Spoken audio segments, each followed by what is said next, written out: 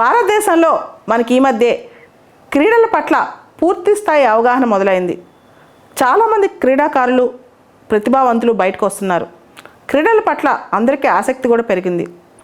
మనం చూస్తే కామన్వెల్త్ గేమ్స్లో కూడా మెడల్స్ బాగానే వచ్చాయి. ఇండియా 4th స్థాయిలో ఎండ్ అయింది. 61 మెడల్స్ వచ్చాయి. దానిలో 22 గోల్డ్ మెడల్సే ఉన్నాయి. ఇది బాగానే పర్ఫామ్ చేసిందని చెప్పొచ్చు. ఒకప్పుడు ఎప్పుడో ఒక ఎస్ఏ రైటింగ్ క్వశ్చన్ వచ్చేది, 100 gold medals in Olympics is it A dream are reality for India అని. భారతదేశానికి ఒలింపిక్స్లో 100 గోల్డ్ మెడల్స్ వచ్చే అవకాశం ఉందని, భవిష్యత్తులో సరిగ్గా పనిచేస్తే వచ్చే అవకాశం ఉందని ఈ మధ్య తెలుస్తోంది.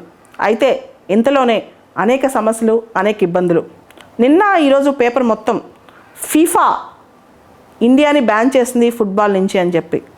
అసలు ఎందుకు బ్యాన్ చేసింది? మీరు గమనిస్తే ఇండియాలో మన నేషనల్ గేమ్ హాకీ కావచ్చు, లేకపోతే క్రికెట్ కావచ్చు, ఇప్పుడు ఫుట్బాల్ కావచ్చు, ఇలా టేబుల్ టెన్నిస్ కావచ్చు, రకరకాల గేమ్స్. దీనిలో రెగ్యులేటరీ బాడీస్ ఇండియాలో ఎలా పనిచేస్తున్నాయి అనే దాని మీద పెద్ద క్వశ్చన్ అనమాట. ముందుగా మనం చూస్తే ఇండియాలో ఫీఫా ఎందుకు ఇండియాని బ్యాన్ చేసింది ఫుట్బాల్ నుంచో ఒకసారి చూద్దాం. ఇక్కడ ఇండియాలో ఆల్ ఇండియా ఫుట్బాల్ ఫెడరేషన్ అని ఫుట్బాల్కి కంట్రోలింగ్ అథారిటీ ఉంది.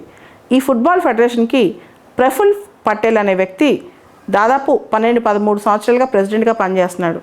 రూల్స్ అన్నీ బ్రేక్ చేసి, అంటే టర్మ్ రూల్స్ కానీ, మెంబర్షిప్ రూల్స్ కానీ, ఏజ్ లిమిట్ కానీ అన్నీ బ్రేక్ చేసేసి ఆయన టెన్యూర్ కొనసాగిస్తున్నాడు అనమాట. దీంతో ప్రఫుల్ల పటేల్ టెన్యూర్ కంట్రోల్ చేయడానికి కోర్టుకు వెళ్ళడం జరిగింది చాలామంది. సుప్రీంకోర్టు ఈ దిశగా ప్రఫుల్ల పటేల్ని తీసేసి ఒక కమిటీ ఆఫ్ అడ్మినిస్ట్రేటర్స్ ఏర్పాటు చేసింది ఆల్ ఇండియా ఫుట్బాల్ ఫెడరేషన్ని రెగ్యులేట్ చేయడానికి. అయితే ఇక్కడ క్వశ్చన్ ఏంటంటే, ఫీఫా ఇంటర్నేషనల్గా ఫీఫా ఇచ్చే రూల్స్ని ఈ కమిటీ ఆఫ్ అడ్మినిస్ట్రేటర్స్ బ్రేక్ చేస్తున్నారని చెప్పి అనుకుంటుంది ఫీఫా. ఎలా బ్రేక్ చేస్తున్నారంటే, ఒక ఎగ్జాంపుల్, ఫీఫా రూల్స్ ప్రకారం ఎవరైతే ఫుట్బాల్ ప్లేయర్స్ ఉంటారో వాళ్ళ ఓటింగ్ రైట్స్ 25% ఉండాలి ఈ ఎగ్జిక్యూటివ్ కమిటీలో. ఆల్ ఇండియా ఫెడరేషన్లో, ఫుట్బాల్ ఫెడరేషన్లో 25% ఉండాలి. అలా కాకుండా ఈ కోర్ట్ అడ్మినిస్ట్రేటర్స్, కోర్ట్ అపాయింట్ చేసిన అడ్మినిస్ట్రేటర్స్, కమిటీ ఆఫ్ అడ్మినిస్ట్రేటర్స్ ఉంటారు కదా, వాళ్ళకి 50% రైట్స్ ఇచ్చారనమాట. ఇట్లా చాలా రూల్స్ బ్రేక్ చేసుకుంటూ వస్తున్నారు. దాంతో ఫీఫా అంది ఫుట్బాల్లో థర్డ్ పార్టీ ఇంటర్ఫిరెన్స్ పెరిగిపోతుంది, ఇండియా దాన్ని అలౌ చేస్తుంది, కాబట్టి ఇండియాని కంప్లీట్గా బ్యాన్ చేస్తున్నానని. అంటే ఇక్కడ నుంచి ఇండియా ఏ ఇంటర్నేషనల్ స్పోర్ట్స్ ఫుట్బాల్లో పే చేయడానికి లేదు, అదేవిధంగా హోస్ట్ చేయడానికి కూడా లేదు. యాక్చువల్గా కమింగ్ అక్టోబర్లో ఇండియాలో అండర్-17 ఉమెన్ వరల్డ్ కప్ జరగాల్సిన ఫుట్బాల్, దానికి టికెట్లు కూడా సేల్స్ మొదలైనవి, అది కూడా ఇప్పుడు ఆగిపోయినట్టే. సో ఇంకా ఎన్ని గేమ్స్ మీద ఎఫెక్ట్ పడుతుందో కూడా చూడాలి ఫుట్బాల్ గేమ్స్ మీద. అయితే ఇంటర్నేషనల్గా ఇండియాకి రావాల్సిన రికగ్నిషన్ కానీ, లేదా ఇండియాకి రావాల్సిన ఫుట్బాల్కి రావాల్సిన ఫండింగ్ కానీ, ఇవన్నీ ఆగిపోతాయి దీని తర్వాత స్లోగా. సో ఇప్పుడు మనం ఇది అబ్జర్వ్ చేస్తే ఈ స్టోరీ మొత్తంలో 2-3 ఇష్యూస్ బయటకు వస్తున్నాయి. ఒకటి, ప్రఫుల్ పటేల్ ఇప్పుడు వరకు ఫీఫాకి ఇంత ముందు వరకు ప్రెసిడెంట్గా చేసిన వ్యక్తి, ఫీఫా కౌన్సిల్లో కూడా మెంబర్ అనమాట. ఆయన ఇన్ఫ్లుయెన్స్ చేసి ఫీఫాని ఇలా చేశారని చెప్పి చాలామంది అంటున్నారు. రెండోది, సుప్రీంకోర్టు అసలు ఆల్ ఇండియా ఫుట్బాల్ ఫెడరేషన్ విషయంలో ఎందుకు ఇంటర్ఫేర్ అయింది అనేది కూడా ఒక క్వశ్చన్ అనమాట. మనం చూస్తే క్రికెట్ విషయంలో కూడా బీసీసీఐ విషయంలో సుప్రీంకోర్టు ఇన్వాల్వ్ అయ్యి స్పెషల్ డైరెక్షన్స్ ఆల్మోస్ట్ ఆర్టికల్ 142 కింద చాలాసార్లు ఇచ్చింది బీసీసీఐకి. Though BCCI is a private body. BCCI అనేది కంప్లీట్ స్టేట్ కంట్రోల్ కాదు, దానికి అటానమీ ఉంది, బట్ స్టిల్ సుప్రీంకోర్టు అప్పుడే డైరెక్షన్స్ ఇచ్చింది. అలానే ఇప్పుడు చూస్తే ఫుట్బాల్, ఇండియాలో చాలా స్పోర్ట్స్కి, హాకీ కానీ, ఫుట్బాల్ కానీ, క్రికెట్ కానీ, ఇలా టేబుల్ టెన్నిస్ కానీ రకరకాల స్పోర్ట్స్కి ఇదే ప్రాబ్లం.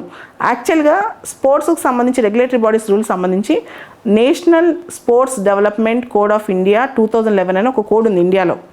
దాని ప్రకారం రూల్స్ ఉంటాయి, ఏ ప్రెసిడెంట్ ఎన్నాళ్ళు చేయాలి, వాళ్ళ మెంబర్షిప్ ఏంటన్నీ. కానీ ఆ కోడ్ని చాలాసార్లు వీళ్ళు బ్రేక్ చేస్తున్నారు. దాంతో సుప్రీంకోర్టు ఇంటర్ఫేర్ అయింది.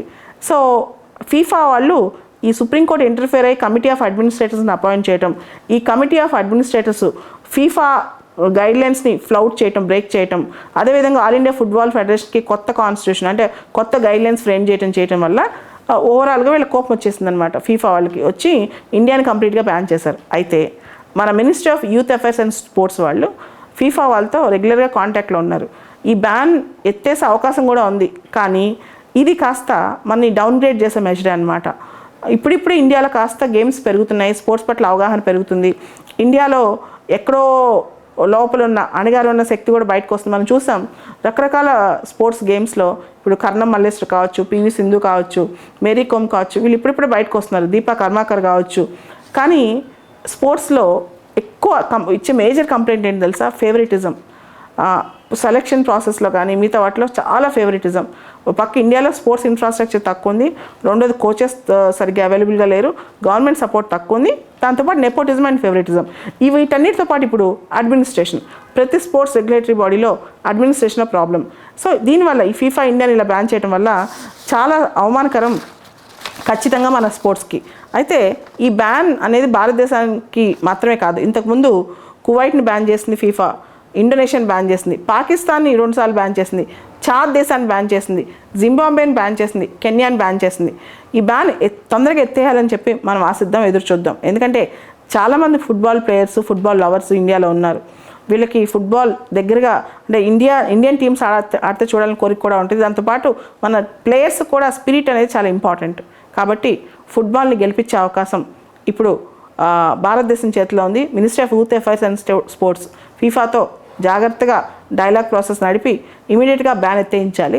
అయితే దీని వెనకాల ప్రఫుల్ల పటేల్ హస్తం మాత్రం ఉందని అర్థమవుతోంది.